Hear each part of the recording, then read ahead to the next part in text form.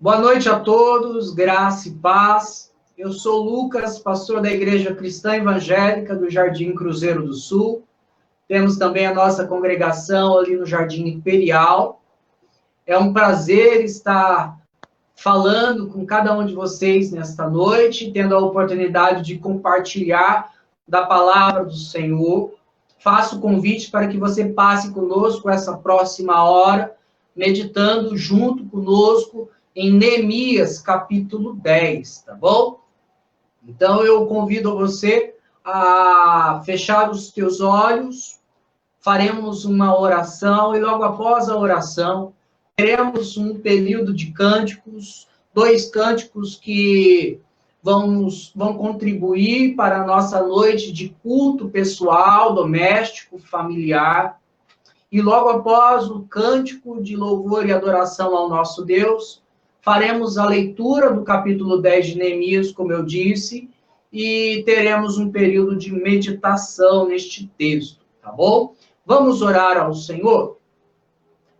Senhor, nosso Deus e amado Pai, mais uma vez te agradecemos pela oportunidade que o Senhor nos dá de nos reunirmos, cada um em sua casa, em seu local, para juntos meditarmos na palavra do Senhor, sendo confrontados por ela, Deus.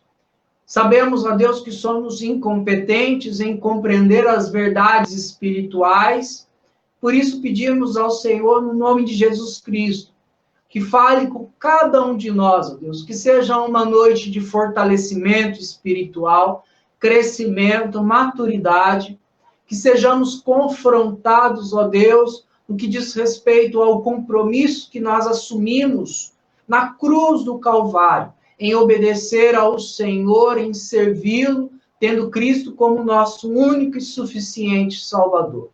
Que seja uma noite, ó Deus, onde vidas sejam restauradas, compromissos sejam renovados, que haja, Senhor, um fortalecimento na sua igreja, diante da tua palavra. Abençoa cada lar que está reunido, abençoa cada família representada, que sejamos impactados pelo teu agir nesta noite, por meio da pregação da tua palavra. Recebe também os nossos louvores, os nossos cânticos, que tudo, ó Deus, seja para a honra e glória do teu nome. É assim que oramos, gratos, no nome de Jesus Cristo. Amém. Quero passar para a equipe de cânticos, e logo após os cânticos, retornaremos com a leitura e meditação do texto.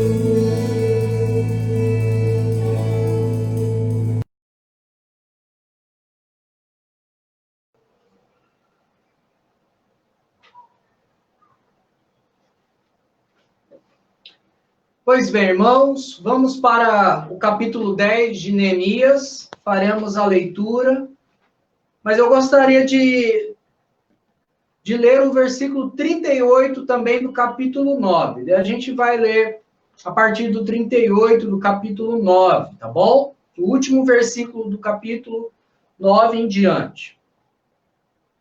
E lá no versículo 1 do capítulo 10, até o versículo 27, nós vamos pular, porque vai falar de uma lista de alguns homens, e nós vamos entender o que significa essa lista, tá bom? Mas será uma leitura com vários nomes, então eu quero pular este trecho. Então vamos começar a leitura. Versículo 38 do capítulo 9, diz assim: Por causa de tudo isso, estabelecemos aliança fiel e o escrevemos e selamos os nossos príncipes, os nossos levitas e os nossos sacerdotes. Os que selaram foram Neemias, o governador, filho de Ecalias e Zedequias, e agora até o versículo 27, há uma lista de quem foram as pessoas que assinaram este documento, que nós vamos entender que documento é. Agora, a leitura do versículo 28 em diante. O resto do povo, os sacerdotes, os levitas, os porteiros, os cantores, os servidores do templo, e todos os que se tinham separado dos povos de outras terras para a lei de Deus, suas mulheres, seus filhos e suas filhas, todos os que tinham saber e entendimento, firmemente aderiram a seus irmãos. Seus nobres convieram numa imprecação e num juramento de que andariam na lei de Deus, que foi dada por intermédio de Moisés, servo de Deus, de que guardariam e cumpririam todos os mandamentos do Senhor nosso Deus, e os seus juízos e os seus estatutos, de que não dariam as suas filhas aos povos da terra, nem tomariam as filhas deles para os seus filhos, de que trazendo os povos da terra no dia de sábado, qualquer mercadoria e qualquer cereal para venderem, nada comprariam deles no sábado, nem no dia santificado, e de que no ano 7º abririam mão da colheita e de toda e qualquer cobrança. Também sobre nós pusemos preceitos, impondo-nos cada ano a terça parte de um ciclo para o serviço da casa do nosso Deus, e para os pães da preposição, e para a contínua oferta de manjares, e para o contínuo holocausto dos sábados e das festas da lua nova, e para as festas fixas, e para as coisas sagradas, e para as ofertas pelo pecado, e para fazer expiação por Israel, e para toda a obra da casa do nosso Deus. Nós, os sacerdotes, os levitas e o povo, deitamos sorte acerca da oferta da lenha, que se havia de trazer à casa do nosso Deus, segundo as nossas famílias, a tempos determinados de ano em ano, para se queimar sobre o altar do Senhor nosso Deus, como está escrito na lei, e que também traríamos as primícias de nossa terra, e todas as primícias de todas as árvores frutíferas, de ano em ano, à casa do Senhor. Os primogênitos dos nossos filhos e os do nosso gado, como está escrito na lei, e que os primogênitos das nossas manadas e das nossas ovelhas traríamos à casa do nosso Deus aos sacerdotes que ministram nela. As primícias da nossa massa, as nossas ofertas, o fruto de toda árvore, o vinho e o azeite, traríamos aos sacerdotes, as câmaras da casa do nosso Deus, os dízimos da nossa terra, aos levitas, pois a eles cumpre receber os dízimos em todas as cidades onde há lavoura. O sacerdote, filho de Arão, estaria com os levitas quando estes recebessem os dízimos, e os levitas trariam os dízimos dos dízimos à casa do nosso Deus, às câmaras da casa do tesouro. Porque aquelas câmaras dos filhos de Israel e os filhos de Levi devem trazer ofertas do cereal, do vinho, do azeite, porquanto se acham ali os vasos do santuário, como também os sacerdotes que ministram, e os porteiros e os cantores, e assim não desamparariam a casa do nosso Deus. Amém? Para a gente entender um pouquinho sobre este contexto, para aqueles que não estão acompanhando as devocionais em Neemias, quando se fala do livro de Neemias, logo vem à mente o quê? Os muros, né? A reconstrução dos muros. Foi uma jornada aí cheia de desafios, de oposições, o povo desanimava, o Senhor vinha com castigo para levantar, para fazer com que o povo despertasse para os compromissos, e o povo se levantava, e Neemias, ele teve uma parte muito importante no que diz respeito ao encorajamento diante do povo em relação à obra que havia de se concluir, que no caso eram os muros. Mas o livro de Neemias não se resume à reconstrução dos muros. Podemos aí dividir o livro de Neemias em duas etapas, tá bom? A primeira é a reforma estrutural, no que diz respeito à reconstrução da cidade. Nós vimos que em Esdras o templo foi reconstruído, em Neemias as casas estão sendo reconstruídas, o sistema religioso também sendo organizado, os muros foram concluídos, as portas colocadas no local, mas a segunda etapa está relacionada à reforma social, como o povo deveria agir no que diz respeito ao relacionamento de uns para com os outros, principalmente o relacionamento com Deus, o relacionamento com os povos lá fora, tá bom? Então, o que consiste essa reforma social? Primeiro, trazer diante do povo as leis de Deus. O que é uma nação sem leis, né? Fica toda perdida. Então, Neemias, juntamente com os líderes religiosos, trouxeram diante do povo a lei do Senhor e passaram a ensinar a lei do Senhor, porque a maioria do povo não conhecia a lei, por conta dos 70 anos que ficaram lá no cativeiro babilônico.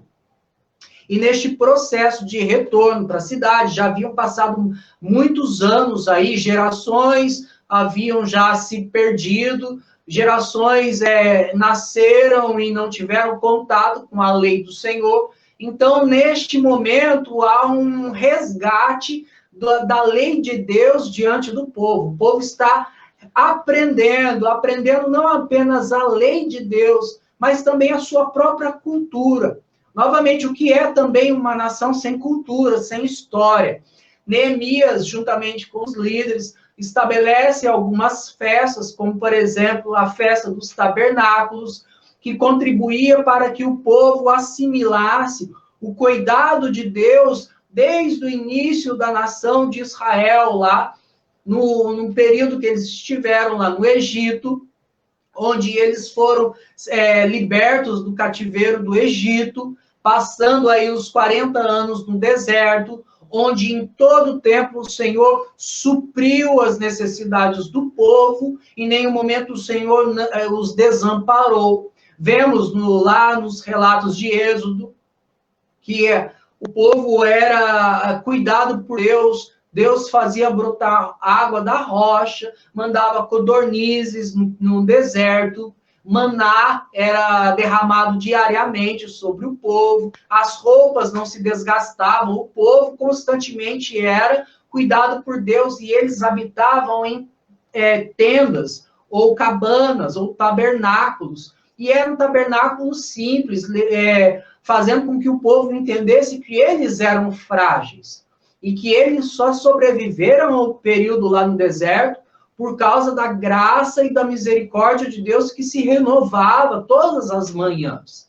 Então, a festa dos tabernáculos fez com que o povo, neste contexto aqui em Neemias, compreendesse melhor a sua história, a sua identidade, quem eles eram como nação, quem Deus era diante deles, no cuidado. Depois, falando ainda dessa reforma social, houve, então, uma iniciativa de se reafirmar a aliança de Deus para com o povo. Lembrando que Deus, em nenhum momento, quebrou a sua aliança. Nós que quebramos a nossa aliança com Deus, nós que falhamos diante de Deus. E o povo se deparou com essa realidade. Eles compreenderam que a destruição da cidade por conta do cativeiro babilônico, as oposições dos povos, os infortúnios que eles enfrentaram ao longo da sua jornada na reconstrução da cidade, foi tudo consequência da transgressão da lei. Deus não estava simplesmente punindo porque era um Deus maldoso. Não. Deus estava cumprindo a sua aliança esta que, se o povo obedecesse à lei do Senhor, eles seriam abençoados, receberiam as bênçãos de Deus. Mas se eles transgredissem, quebrassem a aliança do Senhor, eles sofreriam as consequências. Então, o povo está reafirmando esta aliança para com o Senhor. Eles estão reaprendendo a lei, e eles, então, afirmam que eles reconhecem que transgrediram e se submetem agora, eles assumem um compromisso de obedecer a Deus. E é neste ponto que nós vamos focar mais hoje, tá bom? No compromisso com Deus.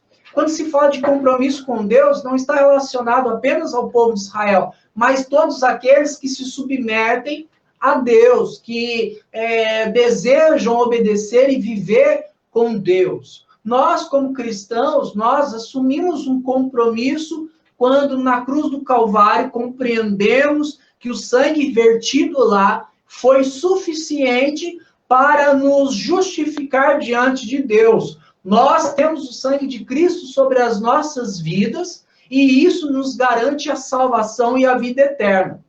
Mas não anula em nenhum momento a nossa responsabilidade de andarmos nesta nova aliança em Cristo Jesus. Nós não temos que obedecer a Deus para herdar a salvação. Isso Cristo já conquistou para nós. Mas, diante dessa salvação, dessa graça e misericórdia manifesta na cruz do Calvário, nós temos a obrigação, o dever, o compromisso de andar em obediência a esta mesma lei que foi estabelecida lá no Jardim do Éden, foi compilada através dos 10 mandamentos lá no contexto de Israel, e que foi apresentada em sua plenitude através do exemplo de Jesus Cristo, através das suas doutrinas, que foi repassada aos apóstolos e transcrita, e hoje se manifesta a nós através das Escrituras. Tá bom? Então, nós temos um compromisso aí de obedecer à lei do Senhor através das Escrituras que revelam o nosso Senhor e Salvador Jesus Cristo, tá bom? Mas como deve ser o nosso compromisso? Qual a profundidade do nosso comprometimento com a fé cristã? O quanto nós devemos nos comprometer? Como deve ser? Quais são as características deste comprometimento que nós assumimos diante da lei do Senhor, tá bom? É isso que nós vamos falar. Lá no versículo 38, que nós lemos em Neemias, logo de início, Neemias fala, por causa de tudo isso, estabelecemos aliança fiel. Mas por causa de tudo isso, o quê? Tudo aquilo que eles refletiram nos versículos anteriores, que eles foram chamados por Deus em Abraão. O Senhor fez de Abraão uma grande nação, que é Israel. O Senhor livrou o povo de Israel lá da escravidão do Egito. O Senhor cuidou do povo lá no deserto. O povo transgrediu a lei, foi disciplinado. o Senhor levantou juízes, os juízes libertavam o povo, mas o povo transgredia novamente.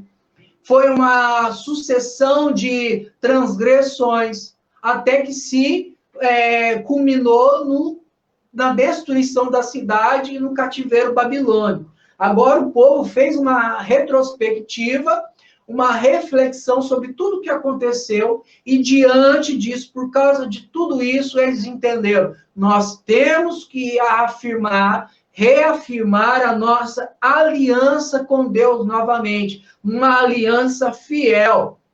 E eles, então, fizeram um documento. Nós sabemos a importância de se registrar. Vemos isso muito em Neemias, quando eles recorriam aos livros de quem eram os sacerdotes, a linhagem sacerdotal, para que não acontecesse que alguém se dissesse ser sacerdote e, na verdade, não era.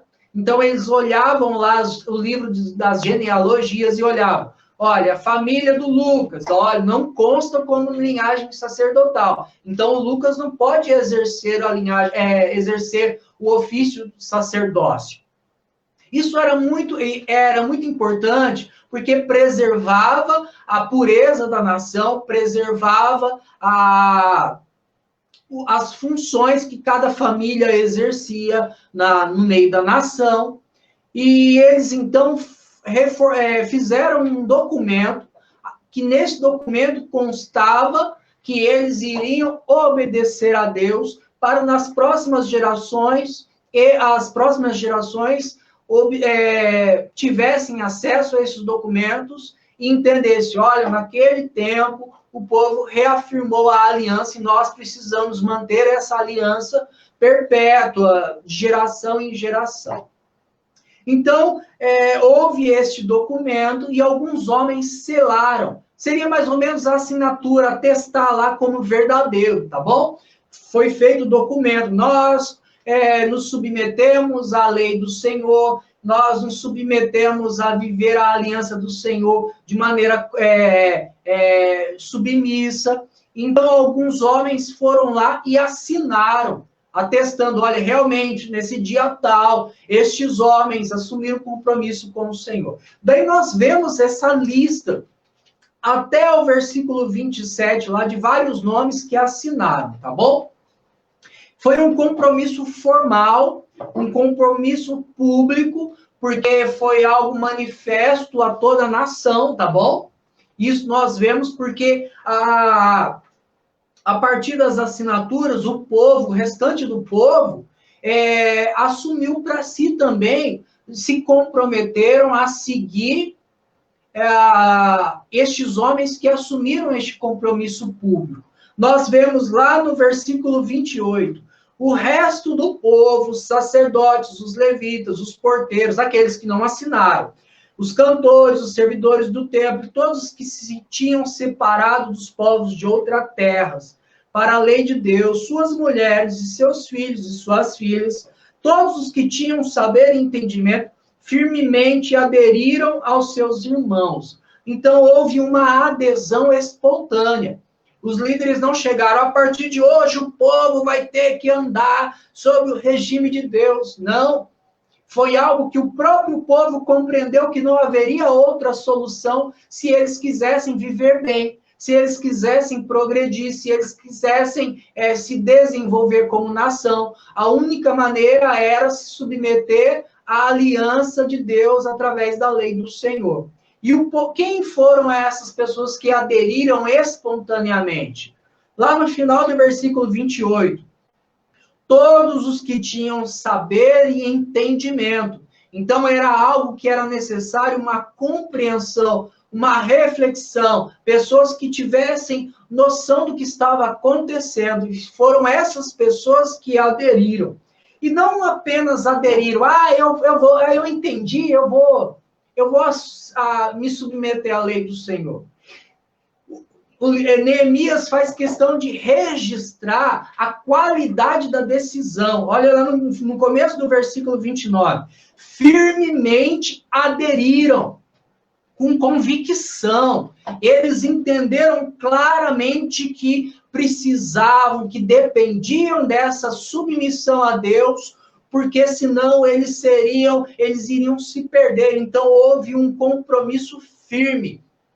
Seria mais ou menos aquilo que nós assumimos quando nós aceitamos a fé em Cristo Jesus, quando nós compreendemos a salvação que estava diante de nós, lá na cruz do Calvário, e nós aceitamos. Eu quero aceitar a Cristo como meu único e suficiente Salvador. Eu quero deixar esta vida de pecado, de escravidão e morte, e passar a viver para a glória do Senhor em Cristo Jesus, sabe, com convicção, com certeza. É claro que a fé cristã, ela é progressiva no que diz respeito à compreensão, mas quando nós nos deparamos com a salvação em Cristo Jesus, nós aceitamos ela com convicção. Você lembra deste momento onde você entendeu, não, é isso que eu quero assumir isso, eu quero aceitar isso. Eu quero viver para a glória do meu Senhor. E eles não apenas assumiram com firmeza, mas eles chegaram a ponto de dizer, olha, lá no versículo 29 mesmo, que numa imprecação e num juramento que iriam obedecer. O que eles estavam dizendo ali, ó, que caia sobre nós a maldição de Deus se nós desobedecermos. Nós juramos diante do Senhor, nós juramos como povo, como nação, que nós andaremos na presença do Senhor. Percebe o impacto, o momento sério de seriedade que eles estavam vivendo ali naquele contexto? De assumirem firmes e aceitarem as implicações da desobediência, de assumirem os riscos por serem fiéis ao Senhor diante dos povos. Eles estavam assumindo um compromisso firme com o Senhor. E no que consistia este compromisso? Quais eram as exigências da lei? Lá no versículo 9, vemos de guardar a lei, ou seja, os 10 mandamentos e alguns rituais, algumas variações da lei, tá bom? Vemos também no versículo 30, olha lá, de que não dariam as suas filhas aos outros povos, que não dariam os seus filhos às filhas dos outros povos. Isso não era uma exclusão dos povos, porque em nenhum momento Deus exclui as pessoas, os estrangeiros. Haviam leis específicas para aceitar os estrangeiros no meio do povo. Mas a preocupação era, quando o povo começasse a se misturar com outras nações, as culturas das outras nações, os seus ídolos, iriam corromper a fé do povo de Israel. Então era necessário que o povo se mantesse firme, puro, no seu relacionamento com Deus, aprendendo a lei de Deus, para que pudessem sair dos muros, apresentando Deus em sua pureza, apresentando Deus com a sua lei, sem nenhuma contaminação de outras religiões, tá bom? Vemos também lá no versículo 31 que eles se propuseram a guardar o sábado. E é interessante que eles disseram, olha, nós não iremos receber mercadoria lá nos portões da cidade no dia de sábado. Nós não iremos comprar nada no dia de sábado. Vemos também lá no versículo 31 que eles iriam santificar o 7º ano, que é o ano sabático. O que era este ano sabático? A cada 7 anos, eles dariam descanso à terra, eles não iriam arar a terra, preparar a terra, deixariam a terra por si só produzir, para que houvesse um descanso. E não apenas essa questão agrícola, essa preocupação agrícola em dar descanso à terra, mas também eles perdoariam dívidas. Seria mais ou menos assim, alguém chegava para um judeu e falava, olha, não os estrangeiros, mas entre o próprio povo, tá bom? E o propósito disso era manter a saúde social, para que não houvesse pobres no meio do povo. Então, se alguém chegasse e pedisse dinheiro emprestado para um judeu pedindo para o outro, né? Um irmão pedindo para o outro, ele emprestaria, mas após 7 anos, nesse processo do empréstimo, chegando no 7º ano, eles perdoariam as dívidas. Então, seria mais ou menos assim. O ano que vem seria o ano sabático. Daí a pessoa chegava, olha, eu preciso de 10 mil reais para eu te pagar aí em 3 anos. O judeu já pensava, peraí, mas o ano sabático é o ano que vem, então eu não vou emprestar tudo isso para você. Eu te empresto apenas isso, porque senão eu vou ter que emprestar, eu vou ter que perdoar a dívida e eu vou sair no prejuízo. Então havia muito disso também, tá bom? Essas organizações. E também, nesse processo de ano sabático, a cada 7 períodos de anos sabáticos, tinha o 50º ano, que era o ano jubileu, que seria aí após os 49 anos, que eram os múltiplos de 7, né? Após os 49 anos, no ano 50, seria mais ou menos, seria isso, no ano 50 seria celebrado o jubileu, onde também, de uma maneira mais ampla, se perdoariam dívidas, se perdoaria escravos, libertaria escravos, devolveria-se as terras. Por exemplo, eu não estava com condições de cultivar a terra, mas a terra era herança familiar. Então, eu arrendava a terra para um outro irmão judeu, e ele cultivava a terra, produzia, tirava os lucros daquela terra. Eu recebia apenas uma pequena parte, porque eu não tinha condições, mas para eu não morrer de fome, né? Eu arrendava a terra. Só que, após este período de 49 anos, no 50º ano, as terras deveriam ser devolvidas para os seus donos originais, tá bom? Só para a gente compreender um pouco sobre essa questão do ano sabático. E eles se comprometeram a agir dessa forma. Porque lembra que lá no início de Neemias, estava havendo muitas injustiças no meio do povo. Irmãos estavam cobrando juros com avareza, com usura, e deixando outros irmãos à mercê da miséria. Então, para proteger a própria nação. E nós vemos que do versículo 32 em diante, até o versículo 39, o povo se comprometia com os dízimos, com as ofertas, com os mantimentos para o auxílio das lenhas, para manter o fogo do templo, entre outras coisas. Tudo para sustentar o sistema religioso, o culto, os sacerdotes que viviam eles não tinham terra. Lembra que os levitas, eles não receberam herança territorial, mas receberam a melhor herança, que é viver do serviço ao Senhor, mas para isso eles precisavam comer, eles não podiam cultivar, eles não tinham de onde cultivar. Então, eles eram agraciados com os dízimos do povo para o sustento deles, de suas famílias e da própria manutenção do sistema religioso, tá bom? Então, nisso consistiu a reafirmação da aliança com Deus. E, diante disso, eu gostaria de ver algumas características deste compromisso que o povo fez com Deus, que se aplicam à nossa vida hoje, tá bom? De uma maneira breve, aí o tempo se avançou rapidamente, mas de uma maneira breve, eu gostaria de compartilhar algumas qualidades do nosso compromisso para com Deus. Se você entende que você tem um compromisso com Deus, você vai fazer uma autoavaliação aí se o teu compromisso está saudável ou não.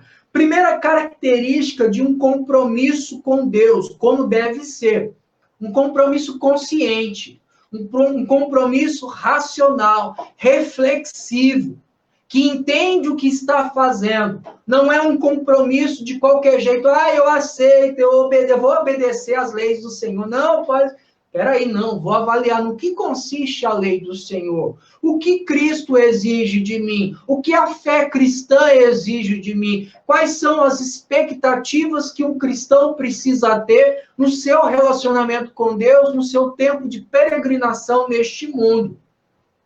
Lá no versículo 38 do capítulo 9, nós vimos que Neemias faz questão de registrar, por causa de tudo isso, e por causa de tudo isso que nós éramos cativos por causa do pecado, nós estávamos à mercê da morte, condenados, culpados, miseráveis, sem nenhuma perspectiva de redenção pelas nossas próprias forças. Mas o Senhor, em sua graça, em sua misericórdia, nos abençoou através do sacrifício de Cristo, através da nova aliança no sangue de Cristo Jesus.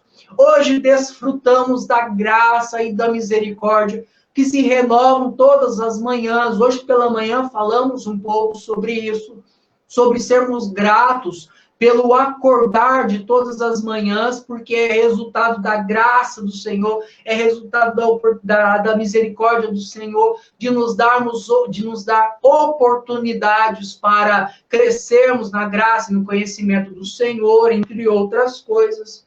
Romanos, capítulo 8, versículos 31 ao 39, traz uma reflexão maravilhosa para nós sobre o que nós recebemos em Deus, o que nós recebemos em Cristo Jesus.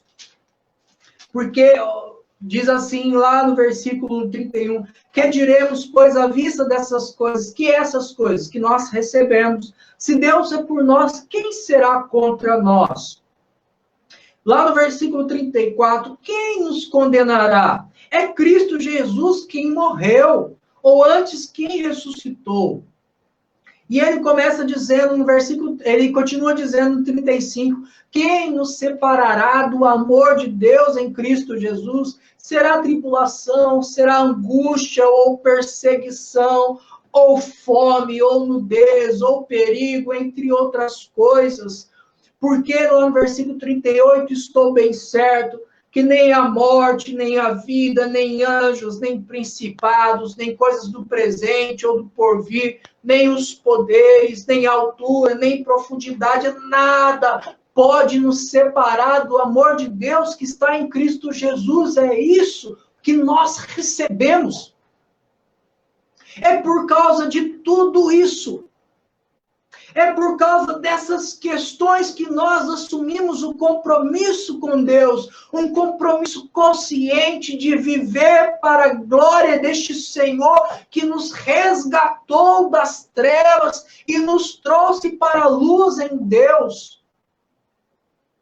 É um compromisso consciente de saber qual foi o preço pago na cruz do Calvário, porque nós sabemos o preço que foi pago, o preço de sangue de um inocente, por causa da humanidade pecadora. Este compromisso consciente precisa ser revisto, relido todos os dias da nossa vida para não esquecermos o que nós recebemos em Cristo Jesus. Temos que ser obedientes pelos motivos certos, porque recebemos a salvação, e não obedecer tentando ganhar a salvação, porque isso se torna legalismo, isso se torna autojustificação, e nós somos incompetentes a isso. Porque somos pecadores, e aquele que transgride um ponto só da lei se torna injustificável diante dela. Mas em Cristo Jesus, nós somos obedientes porque recebemos a salvação. Segunda característica do nosso compromisso para com Deus, precisa ser um compromisso público. Os homens, os líderes, os príncipes, eles assumiram um documento, eles reescreveram um documento, assinaram, manifestaram, deixaram registrado para as próximas gerações. É um compromisso que nós devemos assumir diante do mundo. A exemplo disso, temos o batismo nas águas, que não salva, mas é uma demonstração pública da fé que nós temos em Cristo. Se nós temos vergonha de assumirmos que somos cristãos, é porque nós não compreendemos de fato o que é a fé cristã. Temos que respeitar as formalidades entre os santos, como, por exemplo, o batismo, os nossos cultos públicos. Temos que honrar o fato de fazermos parte de uma congregação, de uma nação santa, de um povo santo, de uma comunidade santa. A nós, da Igreja do Cruzeiro do Sul, do Imperial, temos que ter orgulho de dizer, olha, fazemos parte de uma igreja que zela pelos princípios bíblicos. Eu faço parte da igreja. O problema é que quando a gente fala que é crente, significa que a gente não vai poder errar diante das pessoas, porque as pessoas vão falar, ah, ela é crente. Então é preferível a gente não falar. É preferível a gente ficar quietinho, esconder a nossa fé, viver a nossa fé escondidinha no nosso quarto, sem ninguém saber, quando na verdade deveríamos e devemos manifestar a nossa fé publicamente, o nosso compromisso com Deus publicamente, falar para as pessoas o que nós acreditamos, o que nós cremos. Paulo, quando ele foi chamado para testemunhar, para se defender das acusações dos judeus, ele se deparava com reis, com oficiais, com líderes, e dizia sempre que ele era acusado por acreditar em Cristo Jesus. Em nenhum momento ele negava sua fé. Estevão, em sua pregação, ele foi apredejado porque ele afirmava que Cristo era Deus e era o seu Salvador.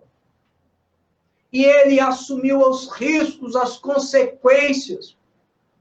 Foi apedrejado e morto. E nós temos muitas vezes vergonha de dizer que somos crentes em Cristo Jesus, que somos cristãos. Preferimos esconder a nossa fé do que manifestá-la. Segundo Pedro, capítulo 3, o apóstolo Pedro diz, olha, vocês precisam se manter firmes, ainda que sofram injustiça. Para que em algum momento, se alguém perguntar qual é a esperança que há em seus corações, vocês possam dizê-lo abertamente, olha, eu sofro injustiça porque eu confio em Deus, eu confio em Cristo Jesus, e sei que esta vida é passageira, é breve, e um dia eu estarei por toda a eternidade na presença do meu Deus. Essa é a esperança que eu tenho. Essa é a esperança que eu preciso manifestar diante dos povos. O meu compromisso precisa ser público. Eu não posso ter receio de manifestar a ninguém. O meu propósito de vida é resplandecer Cristo, ainda que em meio às perseguições e às dificuldades. Os teus vizinhos sabem que você é cristão. Os teus colegas de trabalho testemunham que você é cristão. Manifeste publicamente o teu compromisso com o Senhor. Terceira característica, o compromisso com Deus precisa ser espontâneo. Não pode ser arrastado, não pode ser pressionado pelo pai, pela mãe. A tua fé em Cristo Jesus precisa ser sua. Você precisa, de maneira espontânea, entregar a sua vida a Deus e deixar que Ele te conduza. Não porque a igreja exige, não porque os líderes cobram, não porque o seu líder de grupo exige, cobra isso de você, não, porque você sabe que o amor de Cristo te constrange a isso. Você se dispõe a servir ao Senhor, a ser vergonha para o mundo, mas fiel ao Senhor. Com firmeza, com consciência, sabendo o que você crê. Dispostos a assumir as consequências. A nossa fé tem que ser nossa. A minha fé não depende da minha esposa, não depende dos meus filhos. Eu não posso depositar a minha fé no pastor, no líder. Eu tenho as Escrituras diante de mim. Eu preciso contribuir na igreja, servir ao Senhor, para que toda a igreja seja beneficiada com a função que eu assumi diante de Deus por conta da minha fé cristã. Eu não posso dizer, olha, pastor, ora por mim, porque a tua fé é poderosa. Não, a minha fé em Cristo Jesus é poderosa. A tua fé em Cristo Jesus é poderosa. Eu não posso depender dos outros para crescer na graça e no conhecimento do Senhor. Eu preciso depender das Escrituras, porque o Espírito Santo eu tenho. Eu preciso me dedicar à leitura, aos meus devocionais, a uma vida de reflexão na lei do Senhor. O pastor auxilia, o pastor contribui, o pastor exorta, os líderes exortam, mas a fé é minha. De maneira espontânea eu busco ao Senhor, de maneira espontânea eu assumo um compromisso com o Senhor. E para encerrarmos, irmãos, o nosso compromisso com Deus precisa ser um compromisso prático. Não somente de palavras, não somente de aparência, mas da mesma forma que o povo se dispôs a obedecer à lei do Senhor, a respeitar o sábado, a se manter-se puro para não se contaminar com os outros povos, a ofertar e dizimar, nós também precisamos ser práticos na nossa vida espiritual. Entender que os recursos que o Senhor nos dá servem para promover a saúde da integridade física dos meus irmãos. Eu preciso entender que o sábado que eu tenho não é apenas o dia de sábado, mas é toda a minha vida dedicada ao Senhor. Onde eu não posso colocar em primeiro lugar o meu trabalho, onde eu não posso colocar em primeiro lugar os meus desejos, mas a minha vida é em dedicação ao meu Deus. Eu não posso me contaminar com o mundo. Eu não posso deixar que o mundo faça parte da minha vida. Escreva a minha história, mude a minha identidade, porque eu sou cristão. A minha fé é bíblica. Os fundamentos que sustentam a minha fé vêm das Escrituras. Eu tenho uma lei diante de mim que precisa ser obedecida. E através dessa lei eu busco vivê-la em santidade. Não deixando que o mundo faça parte da minha vida, do meu coração. Seja prático na tua fé. Seja prático no teu compromisso. Tiago, capítulo 2, ele fala, olha, do que adianta uma fé sem obras? Mostre a tua fé através das tuas obras. Porque a fé sem obras, ela é morta. A fé sem justiça. A fé sem preocupar-se com o bem-estar dos seus irmãos é morta. A fé sem busca por santidade é morta. A fé sem dedicação ao Senhor é uma fé morta. Se você assumir um compromisso com Deus diante da cruz, através do sangue de Cristo Jesus, para andar em novidade de vida, através da nova aliança no sangue de Cristo, o teu compromisso precisa ser consciente, você precisa saber o que está assumindo. O teu compromisso precisa ser público, você não pode ter vergonha de falar que é cristão, você deve honrar a Deus por onde quer que você for. O teu compromisso precisa ser espontâneo, você não pode depender de ninguém, você tem que ser firme naquilo que você crê e buscar ao Senhor. Neste período de quarentena, quantas pessoas estão perdidas porque dependiam dos cultos públicos? Quando, na verdade, a verdadeira adoração é em espírito e em verdade. É claro que é maravilhoso, nós dependemos da comunhão. Mas o nosso relacionamento com Deus, neste período de pandemia, não pode ser negligenciado, porque não estamos na igreja. Porque nós somos igreja, nós somos templo de Deus, nós somos o culto a Deus, através de uma vida em obediência aos ensinos de Cristo. E nosso compromisso precisa ser prático, obedecendo de fato a lei no nosso dia a dia. Faça uma avaliação sobre a tua vida espiritual. Avalie o quanto o seu compromisso se enquadra com essas características que o povo de Israel assumiu. Veja se o teu compromisso está sendo frágil, superficial, se o teu compromisso apenas é religioso, se o teu compromisso é apenas de aparência, se é um compromisso frouxo ou se é um compromisso firme. Eu te convido agora a fechar os teus olhos e orar ao Senhor e pedir ao Senhor que te ajude a cada dia mais viver através dessas características um compromisso fiel à aliança em Cristo Jesus diante do Senhor. Vamos orar?